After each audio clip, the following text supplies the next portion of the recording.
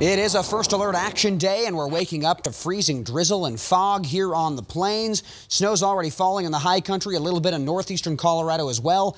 And we could see some accumulation right here in the Denver area. First alert meteorologist Stacy Donaldson is live as we take a look from the mountains up there. Not too bad right now. And how much should we expect here on the plains, Stace?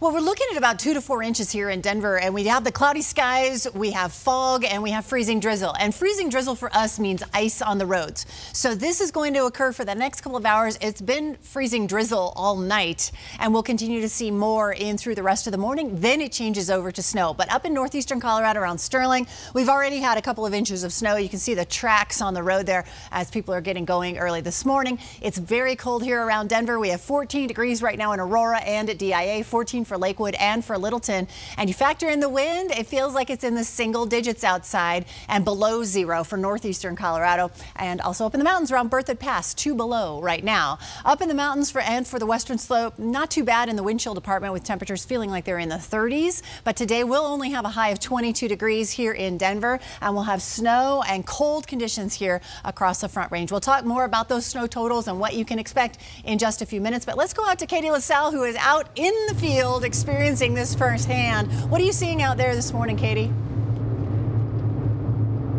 Hey Stacy, good morning. You know, first off, I'm really excited to be inside the car right now, but we really want to keep conditions in mind for you if you do have to head out soon through the morning hours. What we've seen so far driving around the metro, mainly just wet conditions. If we can flip the camera to show you where we are, we're on I-25 northbound heading toward Dacono. The highways, the main interstates, for the most part, they've been treated with magnesium chloride, so just encountering some damp spots. On and off ramps, bridges, overpasses, those could be the trickier spots, especially as we get an increase in the amount of snowfall and freezing drizzle throughout the morning hours. As Stacey was mentioning, that's a band of snow coming in from north to south, so we want to keep an eye on it as things start to develop throughout the morning hours. But what we've seen so far are areas of fog, some mist, freezing drizzle. You'll definitely want to make sure if you are driving to keep the defroster on high, because sometimes when the freezing drizzle hits your windshield, it'll freeze right over. So if you are nice and warm and cozy and can just hang out inside, I'd recommend doing that because it's really, really cold outside. Definitely brought a lot of layers if we are going to be out and about in it. So yeah, if you're heading out, stay safe on the roads. Not too bad right now, but we'll keep an eye on the conditions throughout all the show this morning, and we'll send it back for now to you, Eric, in the studio. All right, Katie, thank you. And you can always stay up to date on the latest forecasts when you're away from the TV with our Storm Shield app. For the third time in just 5 weeks, we will pay our respects to a Colorado deputy killed in the line of duty. El Paso County Deputy Micah Flick will be laid to rest. You'll remember he was shot and killed this past Monday in a struggle with a suspected car thief in Colorado Springs. Denver 7's Amanda Del Castillo is live now from New Life Church, where Deputy Flick's service will be held. And Amanda, we've seen plenty of community support for these fallen officers. And Eric, more of that is expected today. We know that the pastor here told our partners at the Denver Post that the church is prepared for an overflow of more than the 6,000 person capacity here at New Life Church. We know that Deputy Flick is expected, or his body is expected, around 12:15 this afternoon. His 1 o'clock service is supposed to last roughly 90 minutes before a procession. His body will be ushered by thousands of law enforcement officers to Eastonville Cemetery, where his family and friends will have a private burial. The 34-year-old is being honored in his hometown. Flick was raised in the Colorado Springs area. He had started with the sheriff's office in 2006 and had quickly risen the ranks. He was celebrating an 11-year anniversary with the sheriff's office the same day he was tragically shot and killed. That's just heartbreaking. Now he leaves behind his wife and 7-year-old twins. But in the next 30 minutes, we're going to be talking about the processional route. We know that thousands of people are going to be wanting to line that route despite the weather this morning. We also know that there are going to be rolling closures, so it's something for drivers in the area to consider as well. But that's again at 7:30. I'm reporting live in Colorado Springs this morning. Amanda Del Castillo, Denver 7. And we will be streaming this funeral on the denverchannel.com. Also, there you can find a link to donate to the family of Micah Flick, his widow, and 7-year-old twins. Today, the town of Eaton will hold a community meeting, and people will be demanding additional safety measures be put in place at a railroad crossing there. This week, 18-year-old Kennedy Ingram became the second teenager in a year to be killed at the same intersection. Earlier this week, the boys basketball team wore the number 6 on their warm-up jerseys in honor of Kennedy. The intersection in question is at 5th and Highway 85. Parents are pushing for safety arms to be installed. Today's meeting is from 9 to 10:30 this morning at the Eaton Recreation Center. The House passed the oil and gas safety bill. It's meant to protect public health, safety, and welfare first before considering decisions relating to oil and gas development. It now goes to the state Senate. And as oil and gas drilling becomes a bigger part of life right here in Colorado, turns out the state agency in charge of regulating the industry is running out of money. The State Oil and Gas Commission is dealing with a budget shortfall. The agency says it is taking steps to address it, including increasing the mill levy tax on oil and gas operators. That's a tax on the volume of oil and gas produced in our state. But with COGCC's charge to protect public health and safety, many have questioned how the agency can do that without enough money. We certainly appreciate the public's concerns on that front, which is why this is a priority issue both at the commission level and at the governor's office. COGCC's commission will vote on the mill levy hike on Monday. For now, the agency says it has enough money for all operations, but could be in trouble come July if the increase isn't approved. We'll stay on top of this for you. We received a statement from the Colorado Oil and Gas Association. They represent the oil and gas industry across the state. The association's president says they aren't opposed to a tax hike, but want to make sure the money, quote, will be used effectively for intended oversight purposes. State lawmakers are making changes to a proposed safe injection site bill. The bill would allow drug users to shoot up at a supervised location with clean needles. One of the changes, the state would open up bids to the entire state, not just Denver, although only one site would be chosen. The U.S. Olympic Committee announced it would prefer the 2030 games in the States, not 2026 games. But the Denver Committee exploring a bid says it's going to keep planning for 2026 so they're ready. So we took a 360 look at whether Denver should pursue a Winter Olympics. Denver was actually awarded the 1976 Winter Games, but when the shoddy planning became known, Denver said no thanks, and the games went to Innsbruck, Austria. Former Governor Dick Lamb was instrumental in sinking Denver's Olympic plans. Though he's not convinced Denver should bid for the games again, he thinks we're in better hands. But one thing that is very different, and that's I really have much more confidence in the people that are in this organizing committee. I mean, these are people that have proved themselves as civic leaders and they've gotten things done. I mean, you look at the ballpark, you look at the stadium, you look at, I mean, Denver is a major, they look at the airport. Right. And so I think that these are much more responsible people. You can watch the entire Lively interview right now on the Denver 7 Facebook page. Well, if you're planning to ride the A line to the airport or the B line this weekend, you need to know about an important closure. RTD closed part of the A line and the entire B line this morning at 3 a.m., and the closure will last until 3 a.m. on Monday. There are buses in place at the affected stations. However, if you plan to take the A line to the airport, RTD says to plan an extra 45 minutes to an hour of travel time between Union Station and DIA. The closures are in place because of work on the new N-Line commuter rail. 7:08 still to come. The beauty of the Colorado Rockies overshadowed by filthy homes and yards that are way more than an eyesore. We talked one-on-one with those so-called nuisance neighbors. Hear what one man has to say about his property. That's after the break. Hey, welcome back, everybody. At 7:10, you can see we've got still some fog across the metro area. This is looking over Denver, near Denver Health. Still pretty cloudy there and some freezing fog, a little bit of snow, some flurries. Northeast seeing a lot more snow than we are, and the mountains also getting hit already. Stacy's tracking this system as it rolls through. We've all seen a house with a yard that's just a little messy, and you may be wondering why they don't just clean it up. And as Jace Larson shows us, in some cases, it's nearly impossible for neighbors to find a solution. We found homes with broken vehicles, garbage, just a whole lot of stuff in the yard. And then there's this place. Fences are coming down. The gutters have all come down. The roof looks unstable now. In the summertime, the weeds go crazy. City comes out, mows it, but it's 3 feet before they mow it. None of us can sell our homes. Kathleen Williams loves her Bonnie Brae neighborhood, and she's lived here for 2 decades. This home has been like this for 7 years. Each time the city mows or clears out the forest that's in her backyard, Well, that bill goes to owner Toni Morrison. Does she pay? Well, not usually. The city says she owes a whopping $7,000. When this beautiful home was built recently, just a few houses down, the realtor had trouble selling it. They don't want to live next to that. They don't want to live next to that. At what point does the city say enough is enough? It's not that it's low on our priority list, but if it's something that we can just take care of and bring that property up to the neighborhood aesthetics, that's the route that we've taken on this. Why would someone abandon their house? We tried to find out. We first found a phone number for Toni. My name's Jace. But I just got voicemail more than once, and she never called me back. City records pointed us to another address for Toni. That address took us here to this UPS store on Arapahoe in Greenwood Village. Nothing. Is she still alive? I have no idea. Eddie Anderson owns one of Toni's former houses in Lowry. He's never met her, but at one point he also spent hours trying to reach her. He wanted to buy her house, but her response? Then the home went into foreclosure and his bid won. But any trace of Toni was gone. She just sort of disappeared in the middle of the night.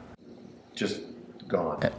Everything moved out. What the heck is the deal? Is anyone paying property taxes, we wondered? That's something that's public on the city's website. It turns out, yes, Wells Fargo paid them last year, but likely from an escrow account. It's not the ending that I wanted to report, but we're at a loss. We can't find Toni, and maybe she wants it that way. Yeah, we had a pack of coyotes. That lived there? That lived there. In the back? In the back, yeah. And raccoons. The builders in her area told us they'd love to buy her house and solve all of this, but they can't reach her either. So it seems the city will keep mowing and cleaning and sending bills that go unpaid. If we'll smash the windows, then the city can board it up and condemn it. But until we do, and we just can't do that. We're not those kind of people. We joke about it a lot. Everybody on this block jokes about it, but no one does it. Tonight at 10, we're going to take a look at what the city can and can't do and what happens when the problem is much more than just an overgrown yard. We're going to take a 360-degree view of all of this, including a perspective from a homeowner who says the city is overstepping its bounds. I want to know what you think about all of this, and if you have pictures of a messy yard in your neighborhood, email me at jace@thedenverchannel.com. 7:14 and still to come. Is doing your taxes on the to-do list this weekend? Don't let the big tax overhaul make this year harder than last. What you need to know to make filing painless. Oh, you just reminded me. It is a First Alert Action Day. We have fog, we have freezing drizzle, which is creating a coating of ice on everything. And we'll start with the snow moving on in as we speak. And we'll talk more about that and talk snow totals coming up. Here's a live look outside from the Mile High camera. You can see that fog. You can hardly see downtown right there. As we look to the east, southeast from that camera, snow falling already on the northeast plains, up in the mountains. Freezing drizzle here in the metro. We could expect a couple inches when this storm is all said and done. Well, some strong reaction from Democrats this morning after the White House's decision not to release the Democratic rebuttal to that controversial Nunes memo. That memo seeks to undercut Republican claims of FBI surveillance abuses during the 2016 presidential election. The White House says Trump wants to release the Democrats' memo, but cannot because it contains, quote, classified and especially sensitive passages, end quote. House Speaker Paul Ryan said the memo has to be, quote, scrubbed of its sources. But the biggest issue is looking into the use of surveillance warrants on U.S. citizens. So this is about making sure that our civil liberties as citizens are protected in the FISA court and that it is not politicized. Democrats in Washington are criticizing the president's decision. Senate Minority Leader Chuck Schumer called Trump's decision a, quote, double standard on transparency. And House Minority Leader Nancy Pelosi called it a blatant political move. The number 3 at the Justice Department, Rachel Brand, plans to step down just months into the job. The decision happens as her boss, Deputy Attorney General Rod Rosenstein, has come under fire by President Trump and others for his involvement in the investigation into Russian interference in the 2016 election. If he was fired, Brand would become the person overseeing the Mueller investigation. All right, if filing your taxes is on the to-do list this weekend, where do you start? With all the talk about tax reform, it can be confusing about when the changes take effect. In short, next January 1st. But there are some things you'll want to keep in mind for this year. First, file your taxes with deductions you took last year, as long as nothing has changed like a marriage or baby. If you paid high medical bills in 2017, you'll want to listen closely. If you paid more than 7.5% of your medical income in medical bills, you can deduct those from your taxes, down from 10%. Students and those who owe student loans, you can deduct tuition, education costs, and student loan interest. And like every year, the earlier you file, the better. There's going to be some delays this year as there were last year. Anyone who has a tax return that has certain credits, like the earned income tax credit or the additional child tax credit, those are going to be delayed. So the sooner you can get in, the sooner you can get in the queue, and the sooner you can get your refund. Now, if you're going to put it off, this year you have 2 extra days to file your taxes. You have until Tuesday, April 17th. That's because April 15th, the day taxes are normally due. It falls on a Sunday. And Monday, April 16th, is Emancipation Day, a holiday in Washington, D.C., so federal offices are closed. So, Stacey, you got 2 extra days. Yay! That's totally going to help. I already did my taxes. Oh, my gosh. Really? Well, my wife did. Well, early She's bird. on top of it. Yeah, catches the worm. Yeah, that's true. Well, we have ice and we have freezing drizzle, and it is First Alert Action Day for us today. I thought we'd start off with, yes, just a little picture of how icy it's going to be across the Front Range today. And we have foggy conditions too.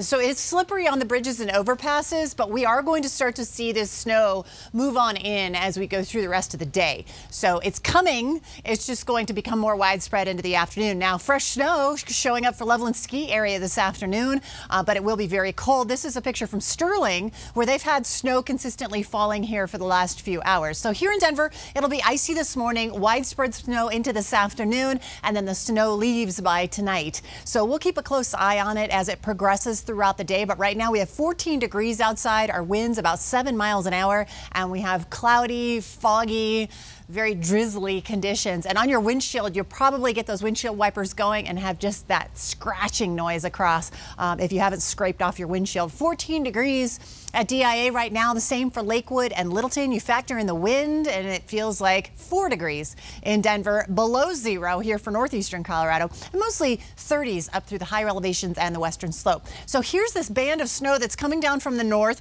It's sinking down this way, and like I said, we'll start to see more coverage into the rest of the morning hours and early afternoon. But right now we're starting to see this snow come off the foothills down toward Boulder and also into Fort Collins and Greeley and up into northeastern Colorado around Sterling and Akron. We also have some snowfall as well. Just coming up on Boulder, though, we do have that bit of snow coming this way. It's light snow right now, and some heavier bands of snow out toward New Raymer, where those darker blue shaded areas are, and all the way up into the northeastern part of our state. We'll have fresh snow in the high country for the day today. We're expecting about 4 to 8 inches of snow along the I-70 corridor here. Winter weather advisories in effect for the mountains. Now, hour by hour, we'll continue to see these temperatures staying in the teens and 20s with snowfall. Our high today, 22 degrees, but it will feel very cold out throughout the day. For your planner, we'll have temperatures staying in the teens up through 11 a.m., 21, 1 p.m., and then 19 degrees by 3 o'clock, and we'll have snow lightly falling throughout the day. You see it here on our Futurecast. As this snow moves in by 1 o'clock, we'll see snow around Denver and parts south, even off through our western suburbs. And then a heavier band of snow going into the 5 o'clock hour. We'll still see light snow here in Denver, but gets a little heavier for the eastern plains, and then sinks to the south once we get toward 8 o'clock at night, but those temperatures remaining very cold, mostly in the teens. So it's going to be yet again a very cold night tonight with temperatures in the single digits. We're expecting a couple of inches here around the Denver area, about 2 to 5 for the eastern plains and 5 to 10 for the mountains. We have winter weather advisories all over the place, mostly in the high country for this snowfall that'll be moving through. And you see how this plays out here with a couple of inches for our snowfall here for the metro. Single digits around DIA for lows tonight. Our overnight low 8 degrees with that snow tapering on off. So we'll keep a close eye on it, but on the 7-day forecast, we're actually going to see a warm up pretty quickly. 40 degrees by Sunday afternoon, 43 on Monday, and 50s by Wednesday afternoon. Much more ahead this morning. We will check back in live with Amanda down in Colorado Springs for the deputy funeral. But first, Allison Mastrangelo joins us after the break with a look at last night's Nuggets game and more next in your Sports Minute. Welcome to Sports Extra. Houston, we've got a problem. Well, at least the Nuggets do as they take on the Rockets. That problem was James Harden. From the very beginning, he had no problem knocking down threes in this game. Later, Wilson Chandler with a corner jumper, but, well, Harden would answer with another 3. He'd finish the night with 28 points. Rockets win 130-104 the final. Nuggets take on the Suns tonight in Phoenix. It's almost been 4 months since Furniture Row's Martin Truex Jr. won the NASCAR championship. Now he's working towards winning back-to-back titles as the season kicks off in about a week in Daytona. Last season, he dominated the tracks, winning 8 races with 19 top 5 finishes. Now, as a defending champ, his offseason has been pretty short since he's been busy making appearances as the reigning champ. I sat down with Truex Jr. this week, who shared if this season feels any different now that he's won it all. I think it's definitely a different feeling. You know, I think it's one of those things that, you know, when you haven't done it before, you're always wondering, you know, can we do it? Can we win a championship? Do we have what it takes in those really, really high pressure moments? And I think we answered that. So I think it just gives you just a calmness about yourself and a comfort level and just confidence, really. We know what we can do. Tonight on Xfinity Sports Extra, Kevin Bruno's first basketball basket of the season went viral. And last week, I had a chance to meet with Kevin and his teammates at Pomona High School to talk about that special moment. Kevin is a sophomore who has Down syndrome and played in his first varsity basketball game last Friday night. Once I started talking to more people at the school, I learned that Kevin's inspiring story went beyond the court. Here's a preview of what Kevin loves about the game, as well as what he means to his teammates. I have basketball with my buddies. He brings an energy that no one else can bring. Every time he's around, he brightens up the mood. He gets everyone happier. He gets them ready for the game. Sometimes he gives us speeches at halftime. He just does whatever he can to help. That's all for Sports Extra. I hope you go out and have a great day. It is now 7:28, an effort to make marijuana more social. But the plans for a pot social club have some hurdles to jump. We'll explain. And later, we dig into the court documents in Natalie Bollinger's case, the strange things the suspect told officers that involves a hit and Craigslist. It is 7:30, and we're tracking conditions everywhere across the state, including eastern Colorado. Out in Lyman, you can see the frost on all the trees there. Looks dry on the roads. Kind of pretty, that shot from the overnight freezing drizzle, and we're seeing some snow in northeastern Colorado and up in the mountains as well. And Stacy, we're expecting a couple inches maybe here in the metro area. We are, and it's going to continue to move into the area as we go through the rest of the day. So it is a first alert action day for the snow that we have moving into the area. Our temperatures are only in the teens right now. It is very cold out there. 14 at DIA, 13 for Commerce City, and 12 for Arvada. Our wind chill factor, only 3 outside in Denver and well below 0 out toward Akron and Sterling, where we do have snow falling right now. And we'll have snow continuing to fall in the mountains with 5 to 10 inches and a winter weather advisory expected throughout today. Winter weather advisory goes until Sunday morning for the eastern plains. But for us today, we'll see that snow come on down across the Front Range and into the plains. By about noon, we'll start to really see it widen out here across our area and then move out into the overnight hours. So we'll talk more about this and how many inches we're expecting across the state coming up in a few minutes. Let's go to Katie LaSalle, who has been packing what it looks like outside. And where are you, Katie? Hey, Stacy, we are north of Tacona right now, and we've seen just a mixture of conditions all across the metro. Some freezing drizzle, as you were mentioning, areas of fog. Right now, it's lightly snowing. It's really cold outside, but it's really pretty as well. You can see the trees. We have that fresh layer of snow and ice. In terms of our road conditions, though, I'll walk back out this way so we can show you a nice little coat of snow here, maybe about 1/2 of an inch to an inch tops as of right now on the side streets. Our major highways, driving on Interstate 25, mainly just wet. CDOT's done a great job this morning, once again, of putting down that magnesium chloride. Things are a little damp in spots. The main concerns that we've seen, mainly just those bridges and overpasses. The further north we've gone, it's gotten a little bit colder. But as I mentioned, if you are heading outside, make sure you're nice and bundled up. I have a lot of layers on right now because that wind chill value making it feel like it is in the single digits right now. We'll keep an eye on all the conditions around town for you this morning. But for the most part, what we've seen is some wet roads, especially on the highways, and then also on our side streets, a little bit dicier. So just take it slow if you are out and about, but if you're staying nice and warm inside, that's also awesome. For now, reporting live in Tacona, Katie LaSalle for Denver 7. Back to you. All right, Katie, thanks. You can always stay up to date on the forecast with our Storm Shield app. All right, another somber day is expected across Colorado. El Paso County Deputy Micah Flick is being laid to rest later today. He was shot and killed by a suspected thief just this past Monday, Flick's 11th anniversary with the force. Denver 7's Amanda Del Castillo is live at New Life Church, where services are expected this afternoon. And Amanda, a procession of thousands is expected immediately after.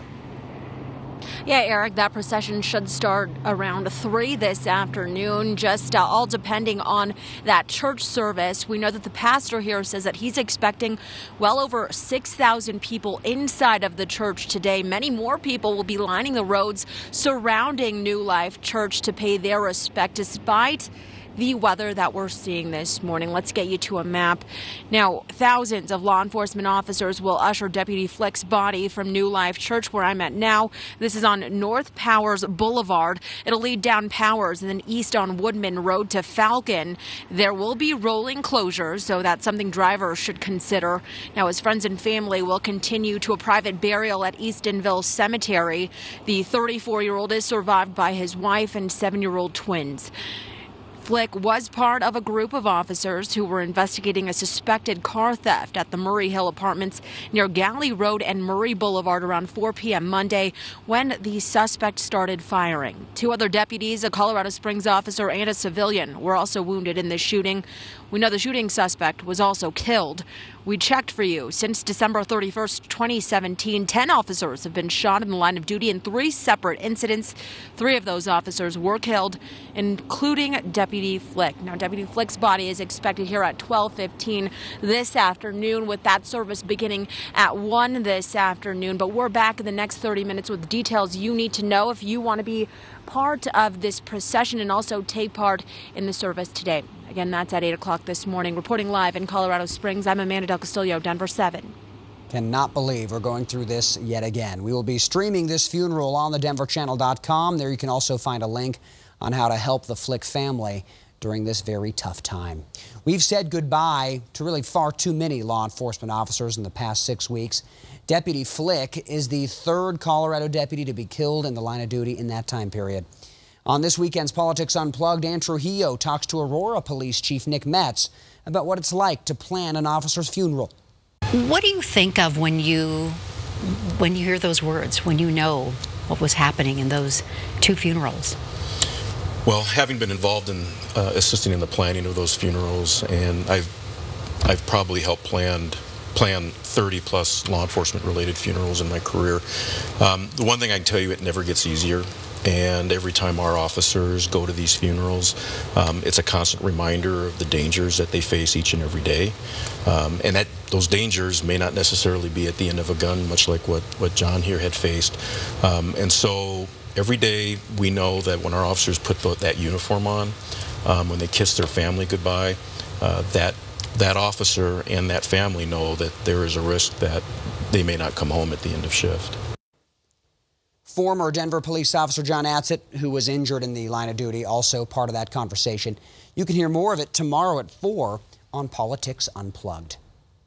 This morning, a woman says she wants justice from Brighton police after her unarmed boyfriend was shot earlier this week. Brighton police have released a statement. They believe their officer was in the right, but she says police shot him while he was still in handcuffs.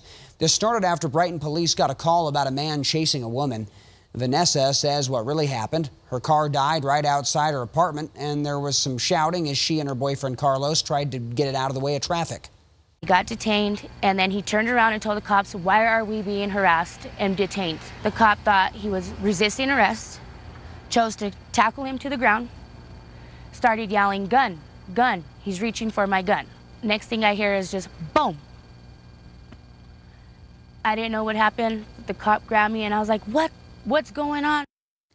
So there's her take. We don't know the status of Carlos, but Vanessa says he went through his 2nd surgery. The officer is on administrative leave this morning, which is standard procedure. Jarring new details in the murder mystery of 19-year-old Natalie Bollinger. According to the arrest report obtained by Denver 7, the suspect claims Natalie had a role in her own death. Denver 7's Jacqueline Allen poured over the report and brings us this.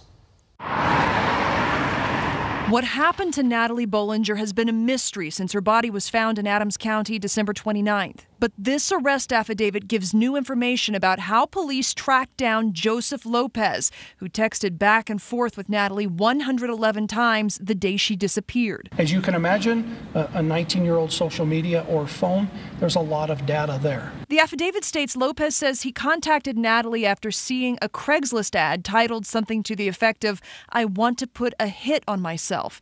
It states he used a fake hitman persona and agreed to meet her and kill her with her own gun, execution style. While some of Natalie's friends and family had told investigators she had a history of suicidal thoughts, others said she was happy and looking forward to attending school. The sheriff says it's too soon to know what really drove the crime. An autopsy shows Natalie also had a history of heroin and methamphetamine use and revealed she died from a gunshot wound to the head, but with a potentially lethal level of heroin in her blood. It's very, very difficult in these cases, even if there's a stated motive, to really determine long-term what that motive truly is. In court, it may not matter whether Natalie asked for a hit or not. Even if she asked for assistance, if he's the one who pulled the trigger, it's still murder. The sheriff named Lopez as the sole suspect and says the man previously named a person of interest, Sean Schwartz, wasn't involved. Since the arrest, he's been posting on Facebook Live about his innocence. Those of you who helped me, thank you. Thank you so much. All right. Now, we reached out to Natalie's family. Her father says this was the first time they had heard of the details in that report, but aren't ready to comment until the case moves a bit further along in the legal process. Well, Colorado is a trailblazer in the marijuana industry, and our state is about to make history again. The Coffee Joint, pun intended here, just completed an extensive hearing and licensing process to become Colorado's first social pot club, much like those coffee shops you've maybe heard about in Amsterdam. A recent petition for what will be a 21 and older pot club gained widespread support. To be clear, though, all these clubs will be vaping only, no smoking. Clean and direct. We want to make the city, this community, and our neighbors look good. Anything just to socialize with other cannabis users. It's like a natural health food store, kind of. In November, Denver voters approved allowing social pot clubs. For any to open up, though, the clubs will have to get the approval of the neighborhood. Today, check out some wildlife at the Bighorn Sheep Festival. This is happening at Garden of the Gods Nature Center in Colorado Springs. Events start at 10 a.m. and run through 3 o'clock today. And the best part, all events are free, so go check that out. Still to come this morning, they deliver the mail, rain or shine. But this morning, one woman is thanking a mailman who made a wrong turn that she says saved her life. It is 7:40. Stay with us.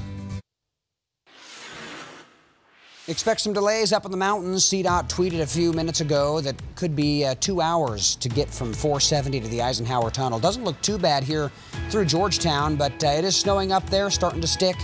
So take it easy as you head west if you're going to go ski and snowboard. Some fresh powder, that's for sure. Well, we all count on the mail to come on time and to the right place. But it's not often that a mistake by a mail carrier turns out to be a good thing, changing someone's life forever. Here's Denver 7's Jason Granauer. It's kind of heavy today. There's something about the mail. Most accurate and fastest way. And being on time. It's still a big part of life. So people in Arvada count on mail carrier Ben Garcia. It turns out more than he'd ever know. I'm 74, going to be 75. On Sunday morning, Connie Nolan was on her way to church. I was thinking that I was a few minutes late leaving. And it was icy. And I went down like a ton of bricks. Hitting the concrete. A fractured tibia and fibula. In a neighborhood still under construction with no one there to help. That's when I saw the U.S. mail truck. It was my last package that I was doing, and I accidentally turned down the wrong road. I literally said to myself, dear God, please make him turn on his left-hand signal and turn this way. And he did. So I immediately ran up to her and asked what I could do for her. He helped her off the driveway, called a family member, and waited for help to arrive. He probably literally possibly could have saved my life. I just was there at the right time, right place. But before you start throwing out the word hero... Well, I was in the military. I was infantry in the Army for total of 8 years, but it was 4 years active. That's a designation he already has. And I went to Afghanistan. I have a Purple Heart. I will just bless and cherish him Something about the mail forever. being on time. In Arvada, I'm Jason Grenauer, Denver 7.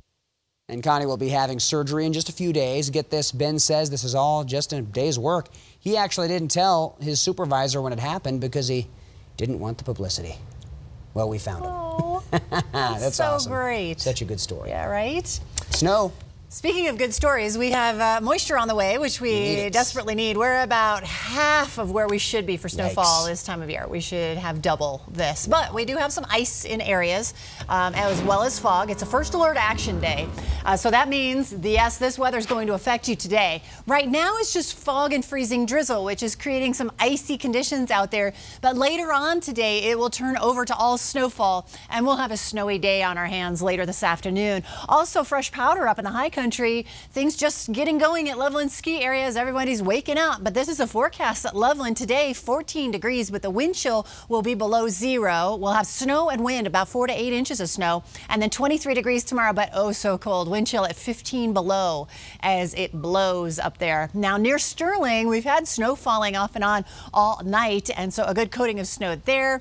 It'll be icy this morning here for the metro, and then widespread snow into this afternoon. The snow does leave by tonight. We'll start to see that tapering off. And what we're really watching here is this one band coming down from the north, but we are going to start to see the dynamics filling in that snowfall here around the Denver area into the next few hours. So right now we're starting to see some of this snow slide off the foothills. We definitely have that band of snow to the north from Fort Collins and Greeley, stretches out towards Sterling, and we're going to start to see this move to the south a little farther as we go into the next few hours, as I mentioned, and we already have snowfall here across eastern Colorado, light to moderate snowfall right now, and up in the high country, as I mentioned, 4 to 8 inches at Loveland. We're expecting about 5 to 10 for most of our resort areas here for our northern and central mountains. Just about everybody under a winter weather advisory in through tonight.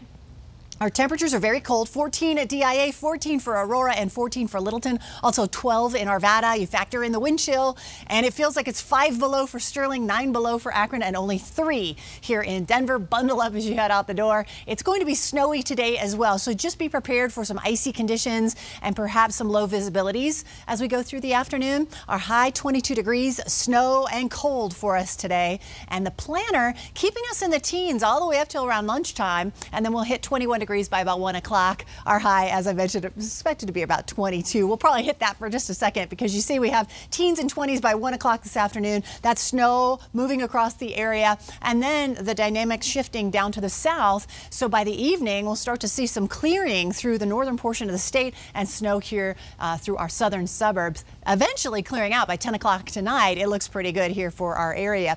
Once again, we are expecting 5 to 10 inches of snow in the mountains. Winter weather advisories there, about 1 to 2 here for the Denver area and 2 to 5 for the eastern plains. And this is how it lays out all across the state. You can see a heavier band of snow here for our central and southern mountains, and then light snow here for the Front Range and the plains. Lows tonight in the single digits for our area. It'll be about 8 degrees with that snow tapering off for us, and highs tomorrow in the 40s. We rebound pretty quickly here on the 7-day forecast. We'll stay in the 40s for Sunday and Monday with partly cloudy skies, and we'll be in the 50s by Wednesday with a milder day.